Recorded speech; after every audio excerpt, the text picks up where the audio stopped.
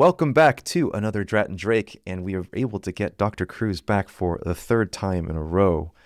Last time, very quickly, we talked, of course, just background with what you've been doing. Um, Last part was we talked about kind of Eastern and Western kind of mentality with mental health. The last one of the things I said or that we talked about is processing your emotions, right? Really being able to feel those and then going into the logic aspect, then going into thinking, okay, well, what's next? How do I then go forward and actually execute after feeling these emotions, right? Dr. Cruz, do you have anything to add to that before we kind of start jumping back in? When we feel better, we become smarter. Okay. Yeah, well said. From there, we kind of then went into a very big mantra that you like to go by is the feel better, think better. And I made a comment where I was like, well, there are these beautiful and meaningful things. Most of those things in life, to acquire them are not easy, right? Or those things that are Yes. beautiful are not easy. And it seemed like you have a bit of a disagreement. I did want to disagree with you. And let me answer this question by actually asking you a question. I know you're not my student anymore, and I know how Sensei. annoying I know how annoying it is to ask a question and be answered with another question, but I promise you No. I'm going somewhere with Okay. this. When I ask you, why do you think that? You're probably going to give me a quick answer. And then I will say, and why? You give me another answer. And I'll ask you again, why? We start playing this game of Mhm. toddlers of they ask why after every single sentence we say. We start getting into the root of our thoughts. And basically, what we believe are a bunch of thoughts that we have had in our past, and we have repeated them and repeated them over time. We have repeated these thoughts so much that we actually believe that is the truth. So there's a compounding effect of either thoughts, whether they're internal, external, whether from your upbringing, just years of compounded thoughts and reasons to kind of create this type of toxic reasoning, essentially. Absolutely. And it's we can call it conditioning. We can say, like Pavlov's Hmm. studies on animals, basically training. We basically train ourselves to believe something. And the importance of that is that whatever we believe is what our mind focuses on. Hmm. And what our mind focuses on is really what we experience. It basically expands. But let me give you a story. Okay. It's just a true story. One of my favorite clients. She's wonderful. She's now a veterinarian. When I was working with her several years ago, she was a vet student. You've been there. Yeah, maybe once. Very, very motivated, eager, just very professional. And one day, I think I was in a party or something, and in the group, somebody said, oh, whenever you get to anesthesia in fifth semester, oh, that is going to be hard. And then somebody else from that group said, oh, yes. And this student started believing that anesthesia was going to be really hard. And I believe she was in second semester at the time. So four semesters left before she even gets there. Yeah. Exactly. So those thoughts that she heard, those opinions even from other people, she started believing them. And that means that she started circling in the thought like, oh, what if I cannot pass anesthesia? What if I make it all the way and don't pass that course? What if, right? Hmm. This repetition of thoughts plus the storytelling that her mind engaged in, it really made her believe that anesthesia was hard. Hmm. And even though she was telling herself, oh, I really want to pass, I really want to pass, this might be difficult, but I really want to pass, the core emotions that she was feeling was a lot of anxiety, is a lot of frustration, even a lot of anger. Hmm. And her training was so effective that she failed the She course. psyched herself out, essentially. She completely psyched Hmm. herself up. Wow. Yeah, I also can imagine too when you're going through like your other classes, right? Your second semester, whether you're third in pharmacology. Oh yeah, don't worry. We're gonna go over propofol very quickly, but you'll go through it more in depth in anesthesia. You're like, oh shoot. And then it just again comes in and then you meet other people, right? And then your fourth semester, the class before that, you start talking to the people because you're closer to the ones above you. You start seeing people fail anesthesia. You start seeing this and you start to kind of, doubt yourself. I find it interesting because some people become more motivated when they're told about a challenge, right? Some people are saying, "Oh, this is going to be tough." I know, and this is probably where people might have thought I maybe came off cocky. But whenever I was told the class was hard, I was like, "Oh, I'm excited to take this class. Like, I'm ready to see kind of how difficult this is and see how far I can push myself." Um, Obviously, I'm going a little That's off a great topic here. example. No, that's great. This is absolutely on topic because whenever the students started seeing, as you said, other students failing, that made her mind say, there you go, that's the evidence. It's actually truth. And what happened with this person was that she was not able to see a challenge, to see fear and address it constructively, Hmm. at least back then. Yeah. She's a pro now. She's amazing. Yeah. And what you're saying is that in your life, in your 35 plus years or so, you have been also training without knowing that, whenever something is challenging or is hard, you get excited about it. I completely different than how you were, because for me, a challenge meant I'm out of here. I really don't want to take this on. Yeah, fair enough. Yeah, and it's interesting because that is something that like I'm trying to instill in my daughter as well as she's like learning of jumping off a platform, like gaining that self confidence to do it herself and all that. Yeah, so a lot of it comes down to I guess upbringing, of course, or nature versus nurture in that aspect. Absolutely.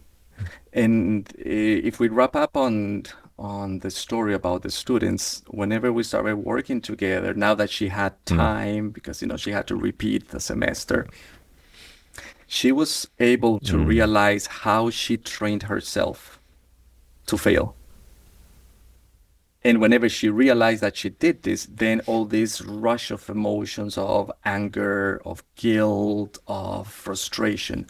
So what we did is just what we talked in a couple episodes back is that we want to put the rational mind to the side and just allow those feelings to be felt. Because when the student was able to do this, she went from feeling that anger, then a little more to guilt, then she started to feel sad, and eventually she realized that at the core, it was fear. And then she started saying in her family how much so many patterns from dad, grandma, and everybody, they don't know how to deal with fear constructively. Mhm. So once she had this emotional foundation laid, she was able to say, okay, I am going to retrain myself. And it was basically changing the words and truly feeling that excitement about anesthesia and about that she is going to pass. Are you seeing that fear and maybe or anxiety it tends to be the biggest kind of factor in students that fail their classes? Absolutely. Yeah. Okay. So not so much the intelligence aspect or anything like that, or maybe even possibly study habits, but a lot of it comes down to just that it's themselves. They're kind of in their own way, and it's just mental block of just the emotional feeling that they're not able to get past.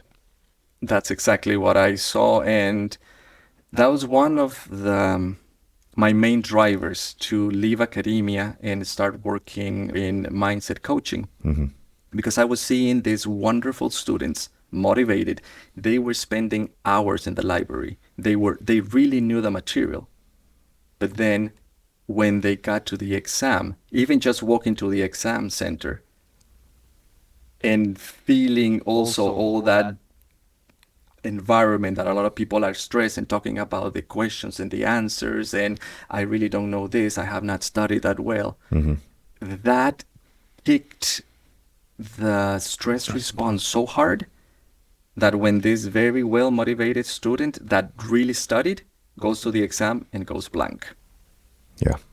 Or, which is more common, they know the right answer, they click it, And they go back and they go back and they and change change it. it. No, I think that's happened to everyone, even myself, a fair Oh number yeah, of times. myself included so many times for sure.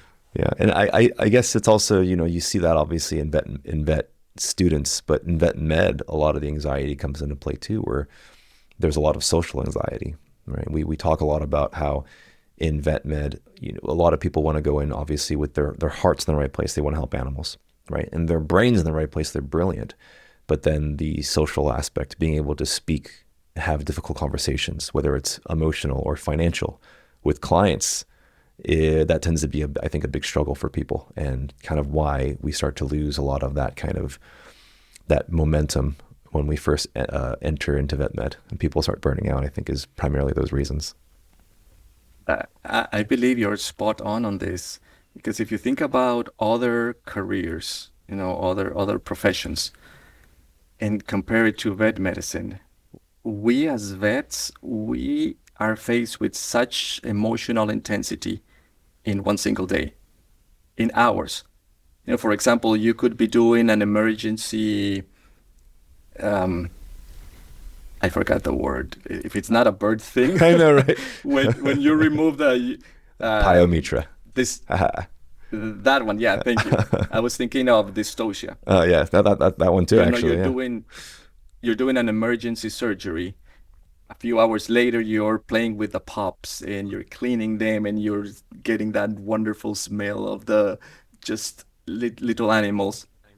And then in the afternoon, you get to euthanize an animal because Yeah. it got poisoned or the client doesn't want it anymore and they're expecting you to take it, right? So the range of emotions that Hmm. we are exposed in vet medicine, it's enormous. And compared to other professions, ours is very unique. Yeah. You go So through. allowing ourselves to learn how to regulate those emotions, Okay. just feel them. So I have a question actually, or actually, if anything, an exercise, if you can help guide some of the listeners and myself. And I'm sure we've all encountered this, right? Whether it's the hour before the exam, or more recently for veterinarians, is you pull up to the parking lot before your shift, and you're in the car in front of your steering wheel, and your heart starts to race, and you think, oh shoot, okay, my shift's about to start. And you have all these kinds of thoughts entering your brain. You typically anxiety, fear of, do I know enough, or what's about to come, all the things. What are, in that moment where you're sitting, you feel very isolated and you're kind of semi freaking out or starting to process what shift or what test exam is about to come, what advice do you have for people who are currently in that state? That's a beautiful question. My advice would be go to the breathing, connect with the breathing. Any type of breathing you can. And if we go like, okay, yeah, sure, great, that's like the most I'm simple always thing. breathing, doctor. Exactly. Yeah. Here's the funny thing. When we are in that mode that you just described, heart is racing, palms are sweaty, pupils are getting dilated, this is the typical sympathetic response. Our breathing pattern becomes very fast and very shallow. And we tend to talk more faster. And we kind of are gasping. And whenever we do this and we escalate this breathing, Hmm. just because from our thoughts, we are basically training ourselves to have a panic attack later on. Yeah, sounds about right. Sounds like the panic Because attack. Yeah. the breathing pattern is starting to reduce the amount of available oxygen into the brain, into many other tissues. So it's like the body goes like, okay, I started with a very small sympathetic response. You're still giving me more things to fire up that response. So here we go, panic attack. Yeah. So then if we think about the breath, we're always breathing. Hmm. That's why that's the number one advice that I like to give, just as a suggestion. Yeah. Because once we pay attention to the breathing, then we have a capacity to start bringing the breathing down a more regular levels, more normal. The breathing starts to become deeper. It starts to become slower. And when that is happening, the parasympathetic branch of the autonomic nervous system starts to take over. And as it starts to take over, the sympathetic branch starts to calm down, to reduce. So in those instances, do you think at that point, obviously, like you have to take your test and you have to start your shift. You can't now just suddenly start to self-reflect and do, is it, but in that small window, it's probably that time where it's then time to acknowledge, oh, okay, yeah, I'm feeling this way. Breathe. I need to really process how I'm feeling, and I definitely need to prioritize this. Yes, that will be like this step two. Because think about it, when we are in that sympathetic stress response, blood gets redistributed to different parts of the body. So we are not in our normal sense, if Yeah. you will. We're not thinking that clear. So if I'm about to panic, like I'm panicking, I'm not going to be able to just say, okay, I feel like I am panicking. I believe what I have to do now. No, right? We want to go to the simplest small step that we can take. And that is to breathe. Breathe with intention.